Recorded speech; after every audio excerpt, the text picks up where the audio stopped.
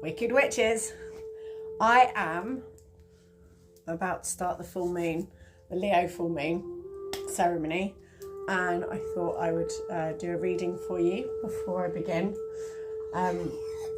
This is a mega full moon. They're always pretty mega, to be fair, but it's Leo, which is all about being your biggest, brightest self and shining bright. I've got here the star card from the Thoth Tarot deck, which is actually the Aquarius card, and then you have here the Leo card, which is actually, yeah, no, that is Leo, which is the last card. But I kind of see them, it's weird because, you know, it's always a spectrum. Leo and Aquarius are a spectrum, but I almost see them as the reverse of each other. So you see with the Leo card, this is the lust card, she's holding up that light and shining it out. So that's like how to make the collective shine. And then with the star card, she's shining bright herself. So it's kind of like shining as the individual. And actually that's kind of the other way around. So Leo is more the individual and Aquarius is more the collective. But they are a spectrum. So it's interesting that they're sort of almost the opposite way around. So it's like, how can you, it's that thing of doing the work on yourself so that you can then be of service to the collective. But it is time. I mean, it feels like we've had a long enough. I mean, the work is always there to do. The work never ceases to need to be done. But we've had a long time to do the work and kind of get over ourselves to some extent. Heal. We all need to heal. We all need to face our demons. We all need to do the inner work. All of these things. But at some point, one has to stop gazing at one's navel, although mine looks pretty freaking cool at the moment. But you need to stop gazing at one's navel and look up and look at the world and be of service. It's not all about you. But you are everything anyway. So it is all about you, but you are. There's a brilliant quote from Terry Pratchett, Tiffany Aching, where she says, yes, I am selfish, but my selfishness includes everyone because I'm one with everything. So my selfishness extends to the whole universe. And that's the way I see it. Like, I'm really selfish and I mean, I try not to be selfish, but I'm very self-centered. I'm very self-aware. I'm self-loving. I love myself. I love myself, as if that's a bad thing. I love myself. But when I say that, myself includes you, and myself includes every living person on this planet, every living animal on the planet, every stone, every mountain, every drop of water, and then every star in the universe and every bit of space between. The whole shebang is me, and I love me, and I love it all, and I love you, and I love everything that's in it. And I want it all to be as bright and as shiny as it can possibly be. I want us to all shine like a star with a full lust for life, and us all be our highest selves, because it makes it more fun being alive, doesn't it? I mean, if it's just me feeling great and being happy, like, whoopee-doo for me, but that's not really that exciting for me. So I want everyone else to feel as good as I do, and I don't feel great all the time. It's not like there isn't it was great, actually. This was, I mean, Russell Brand's no longer a person to be quoting, but he was talking to Mooji, I think it was, who I love, Mooji. He's great for meditation, Mooji. He was talking to Mooji about enlightenment. It was either him or Deepak Chopra, however you say his name, Deepak Chopra. Either one of them he was talking to, and he was talking about enlightenment and about you know, when do you reach it? Like, I'm always doing all this work, and when do I reach it? I mean, he's got a lot more work to do, hasn't he? And whoever it was who said it said there is no end, there's no plateau, there's no sitting in a deck chair with your feet up having reached enlightenment. And I even saw this with my teacher, Jonathan Kay, who's the Fool. Like, he's an amazing enlightened being. He's a master. He's my teacher. He's incredible. But he still was a farting, lazy, didn't help with washing up, pain in the ass person, just like everyone else is. Like, he was a human being, and he had bad days, and he had days where things would trigger him and he'd get annoyed. There is no, and he's definitely enlightened. Like, he's enlightened. It's not, and if you look at the cycle of the tarot or the journey of the hero, like, there's no the end, there's no happy ever after, there's no, except for death, you know, the end is death.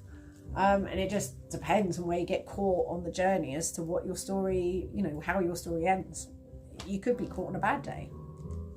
So there is no end to it. It's a continual process, and it's quite a relief to know that, because you just keep going, you know, and enjoy the ride and enjoy the journey. But we are in a massive shift. Pluto, which takes 20 years to change signs, and it does lots of retrograding, has been popping in and out between Capricorn and Aquarius for a long time now. And that's where this dawn, the age of Aquarius idea comes from. And Capricorn's very rigid. They're both ruled by Saturn, and Saturn's the hard taskmaster.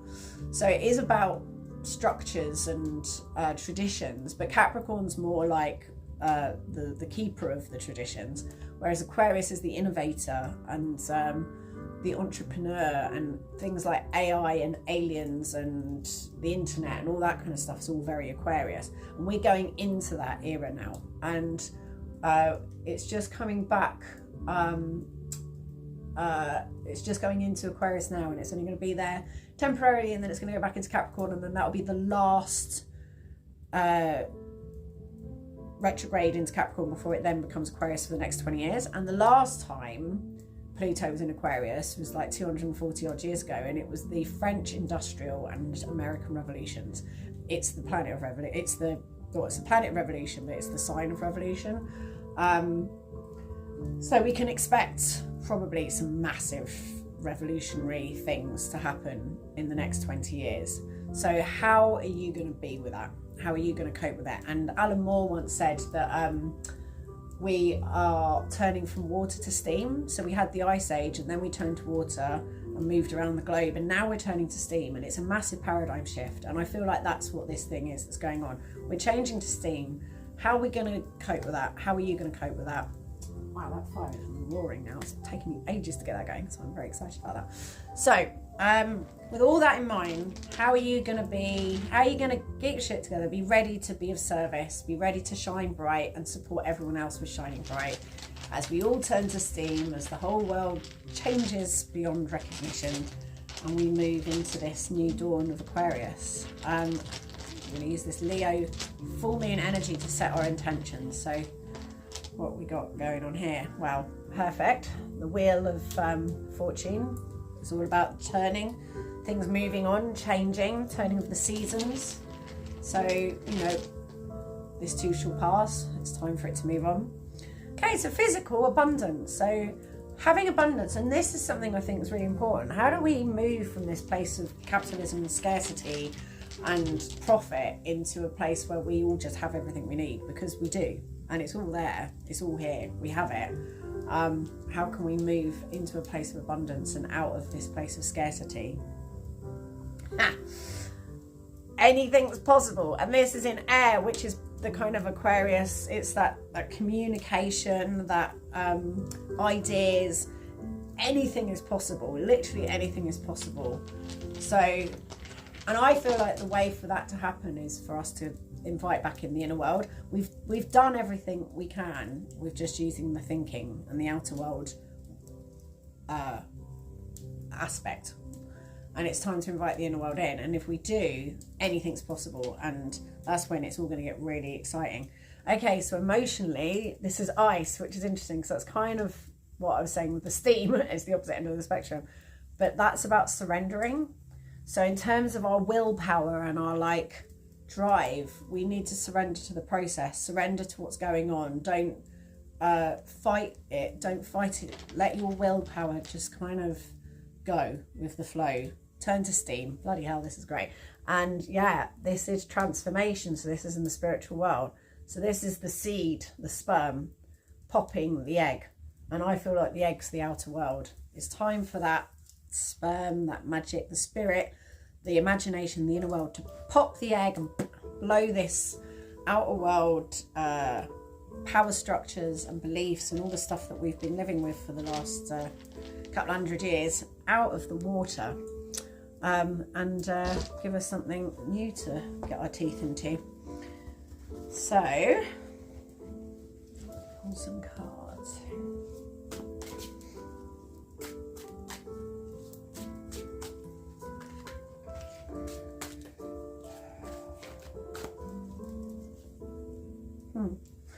The Lovers, which is the twin. So this is the inner and outer. So it's making peace with your twin, and your twin is your inner world. Your twin is everyone else, the collective. Your twin is nature, dream. It's all the things. We have this twisted twin that we believe is separate when actually it's all is one. So it's what I was saying already of us, everything is one, and to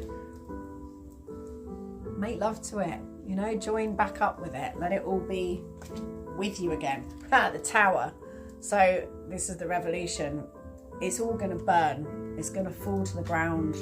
This, the structures that are here.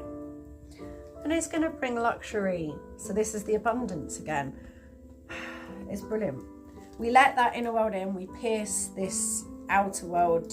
We pop it. We impregnate it with the inner world magic.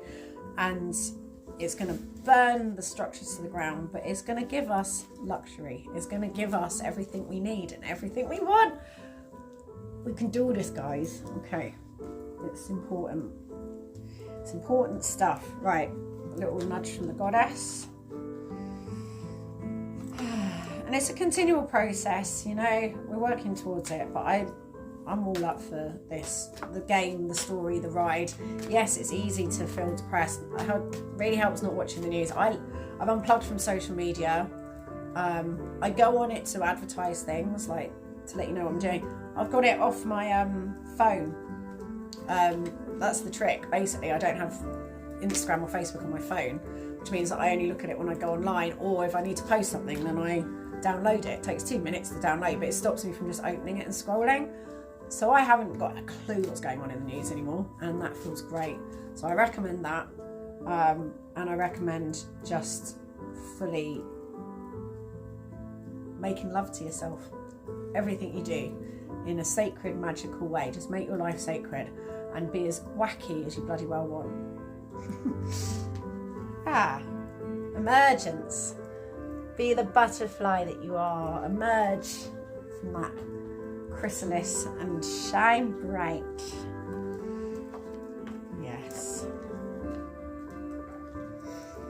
And see what else she's got to say.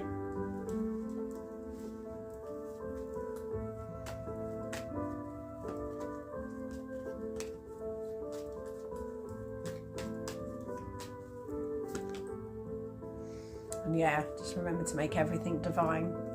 Everything is divine. So this, you know, this idea that we're all one, that whole thing is divine. Every single thing. Going to work is divine. Going to the toilet is divine. Doing the washing up is divine. Make everything divine. Make everything an act of worship. Make everything sacred. And it just makes life divine. Divine decadence, darling. It's not bad.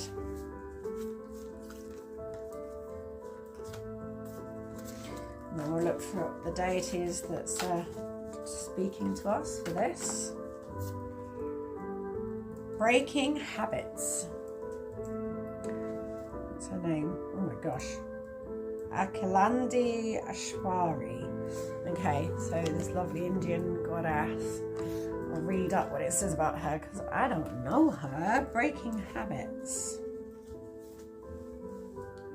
Let's have a look.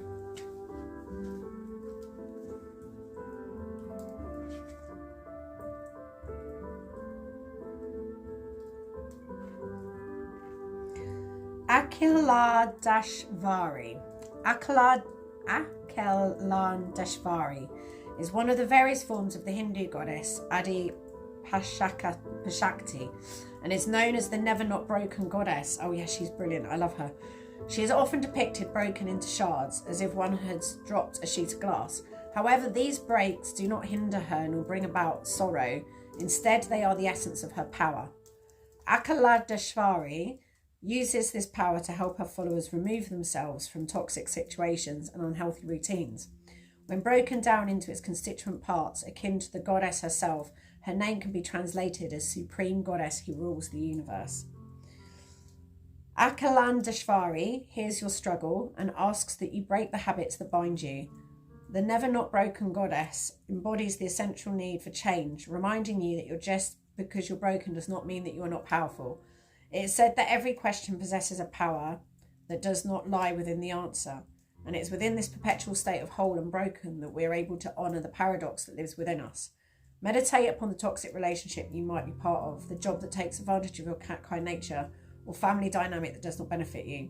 The goddess Akalandeshvari emphasises that this is completely within your rights to remove yourself and seek change.